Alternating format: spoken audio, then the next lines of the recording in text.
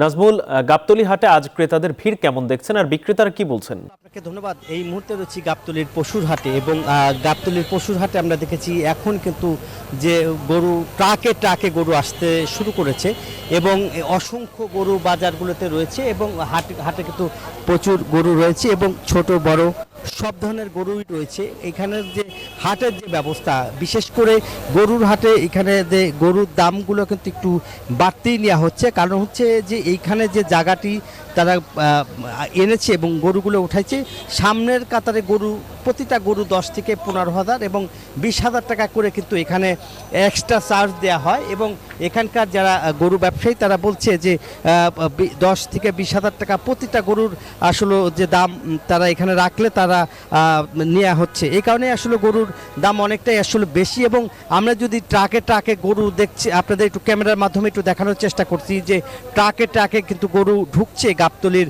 পশুর হাটে এবং এখানে যে গরুগুলি এখান থেকে কিনে নিয়ে যাচ্ছে এবং আবার নতুন করে গরু কিন্তু ট্রাকে ট্রাকে পশুর হাটে গরু আনছে। কারণ হচ্ছে আজকে থেকে বেচা কিনা পুরো দমে শুরু হয়ে গেছে এবং এই পশুর হাটগুলো কিন্তু এখন পুরাপুরি জমজমাট এবং প্রতিটা গরুর হাটেই এখন কিন্তু যে সাভার আশুলিয়া এবং গাবতলীর যেসব পশুর হাট আছে প্রত্যেকটা পশুর হাটেই কিন্তু এখন গরুর দাম খুব বেশি দাম নিয়ে কিন্তু আসলে গরু বিক্রি করা হচ্ছে। বিশেষ করে গাবতলীর যে পশুর হাটে কিন্তু যে অভিযোগটা উঠেছে যে প্রতিটা গরু 10 থেকে 15,000 টাকা যে গরু এখানে রাখলে সেটার কিন্তু আসলে চার্জ তাদেরকে দিতে হয় এবং এ কারণেই একটা গরু 20 থেকে 30,000 টাকা বেশি নেওয়া হচ্ছে বলে অভিযোগ করছে এখানকার কাস্টমাররা এবং এখানে যারা ব্যাপারীরা তারাও বলছে যে সামনে গরু রাখা হলে 10 থেকে 15, কোনো বড় গরুর 20,000 টাকা করে দিতে হচ্ছে। এইটাই আসলে অভিযোগ ছিল পশুর হাটে। এই ছিল